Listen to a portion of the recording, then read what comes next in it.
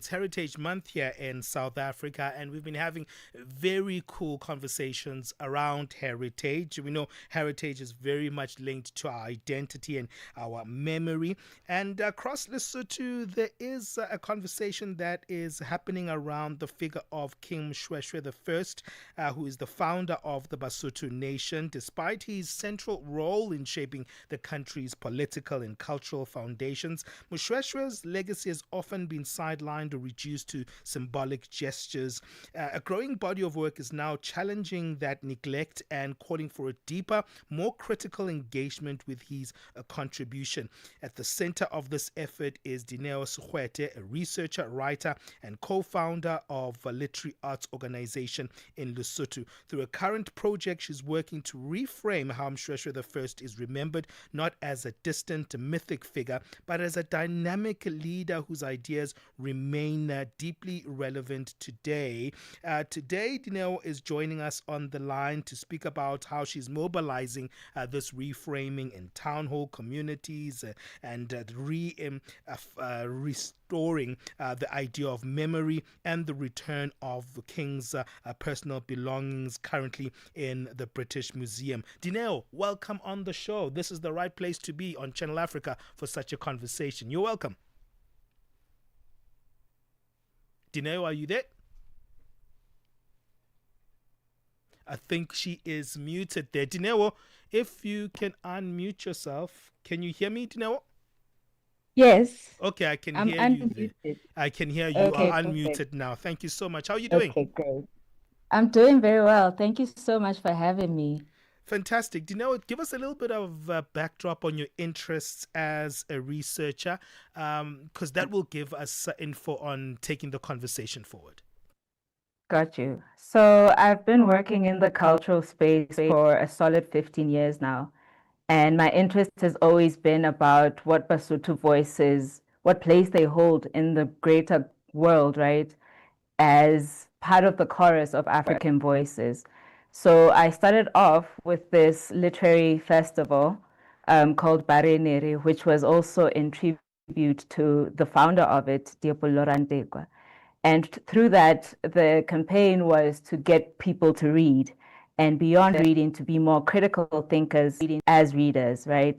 And this led me back into our history as Basotho because I started questioning um, as a language, our language and how it's written and how it is presented in the world, and questioning things around its standardization and its usage, because I was looking at a lack of creative literary production. Um, Given that Lesotho comes from a very rich literary production history, we we always talk about Thomas Mofolo being the first African to publish a novel. Mm-hmm. And so, with that kind of heritage, we have worked over the years with students, with schools, and with other academics around the world. In 2015, we had the fortune of being invited to join the Another Roadmap African cluster, which is part of a research group, a global research group. And our focus is on decolonization and access and how art education is basically administered throughout the continent, given that so much of our knowledge is hidden behind paywalls in the West, right? And then obviously this led to other material culture that's stored away in the West. And that's how I stumbled across these heritage belongings or assets that are in museums in Europe, because my work then took me to many places where I've interacted with museums, with academics and universities.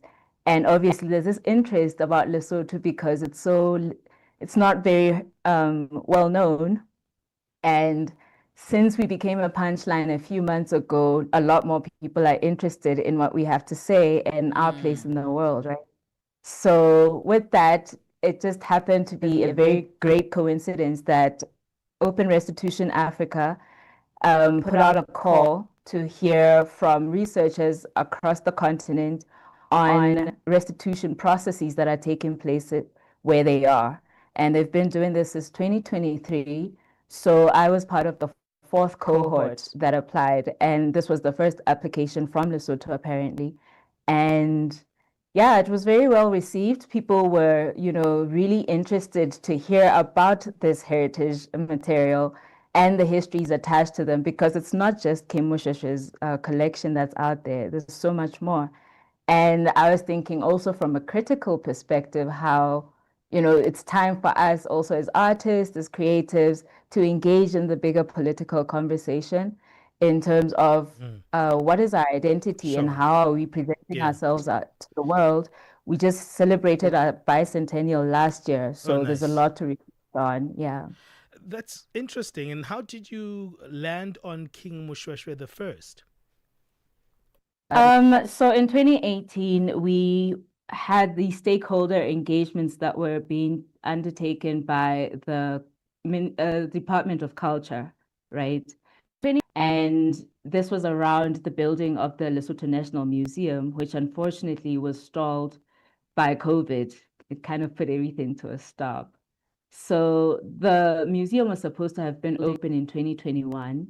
And one of the collections that were to be displayed in there is this collection because negotiations have already been underway. And the statement from the British Museum was that we could get these belongings on loan. So now the question was, is it fair to get them on loan when really they belong to us? But, questions of ownership, of custodianship, how well can we take care of these? So there were a lot of terms and conditions in terms of how and on what terms would they return back home. So this is That how I learned is, about the Moshoeshoe collection. yeah. Yeah. That is bizarre, Dineo, that, the museum is saying that we can loan you what What's yours? belongs Yeah. to you. Are you going to Yeah. take care of these artifacts that we've been taking care of? How would you suggest that people would not take care of what always has belonged to them and belongs to their ground? I mean, you spoke about having been a punchline in the world earlier this year when Donald Trump said, nobody has ever heard of a place called Lesotho. But have the young people of Lesotho know about the history? I mean, we know that Lesotho exists, it's there.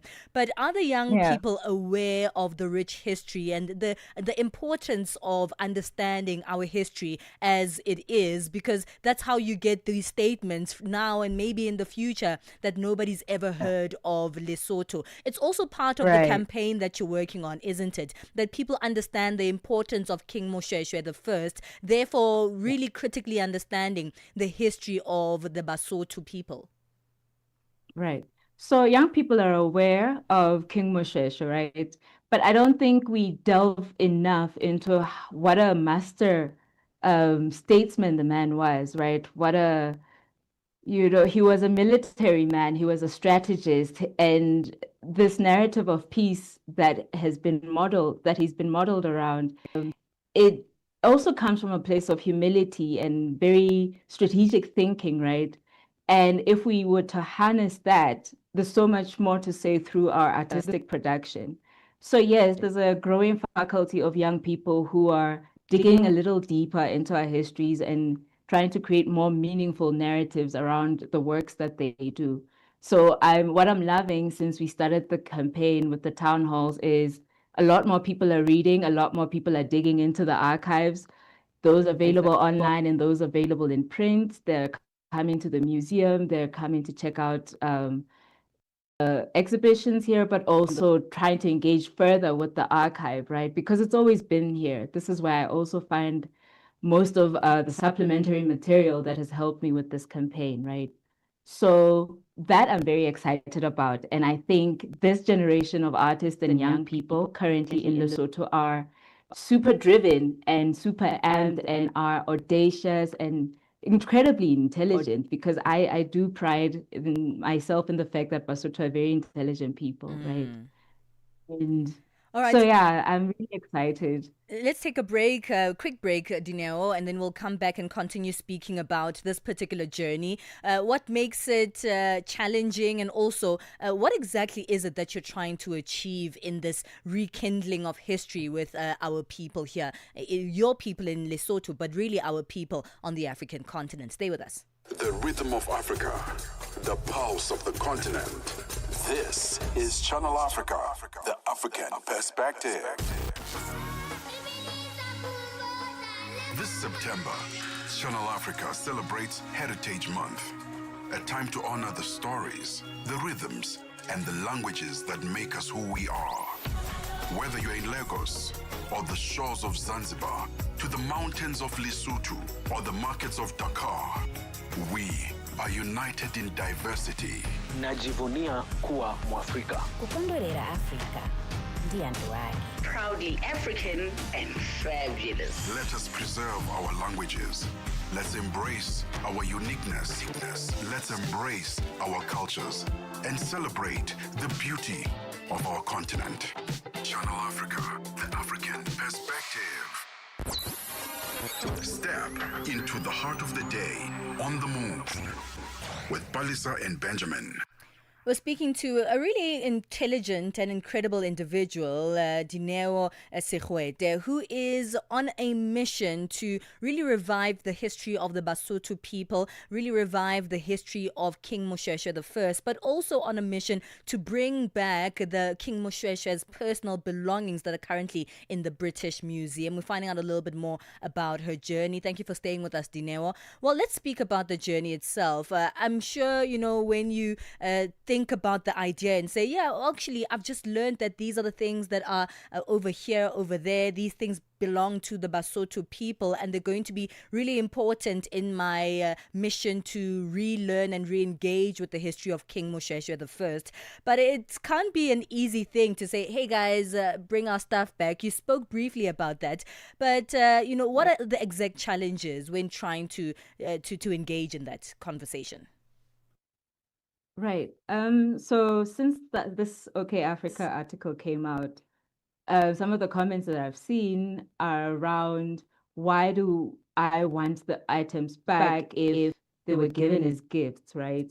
Because we also have idioms around gift giving as Basotho. So that means that we still have a bit of explaining to do in terms of why restitution is such an important topic. And furthermore, you when you do work like this, you don't want to ruffle feathers, right? And it is a very big issue, which means it's beyond us as artists and academics. It needs to be taken up by authority figures, the government. And for me, the frustration was, are we saying really that we need the museum to be done and finished for us to engage in this conversation, when really there's so much that we can do already on the ground? And it's not just a matter of repatriation, it's also a case of restitution.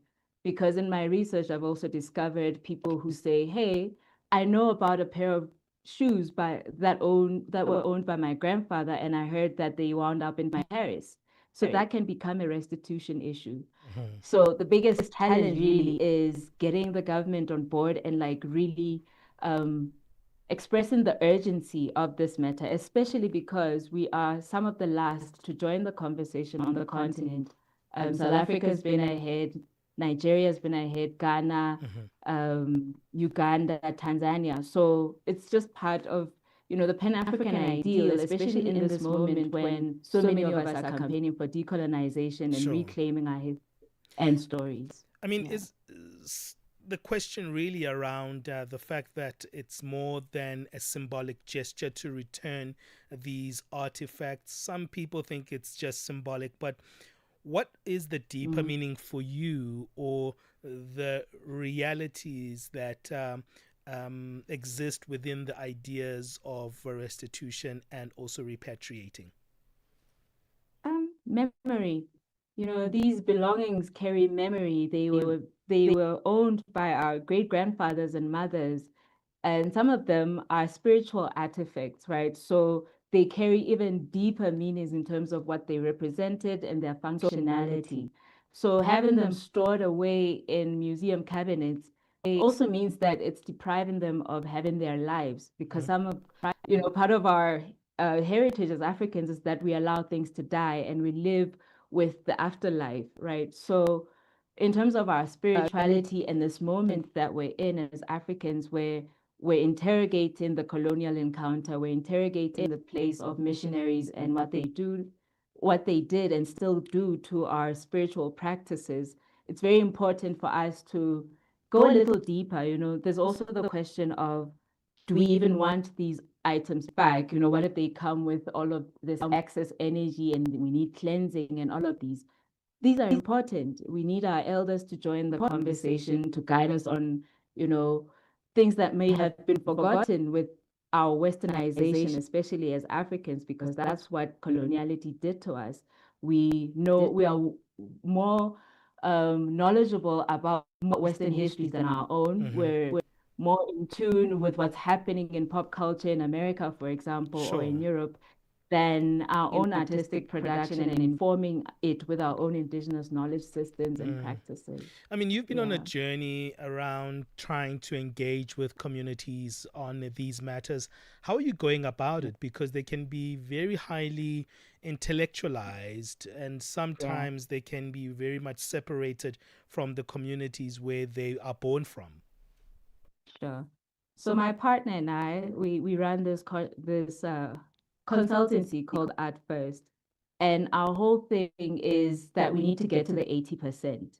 So we're very intentional in how we conduct the town halls by strictly calling them Dipizo, because Pizo is something very common within Africa. Botswana have it, South Africans have it, we have it, where anybody within a community can either go to the chief or ask the chief to please call a gathering so that we can discuss particular matters. This is something that has been part of our social fabric since before the colonial encounter.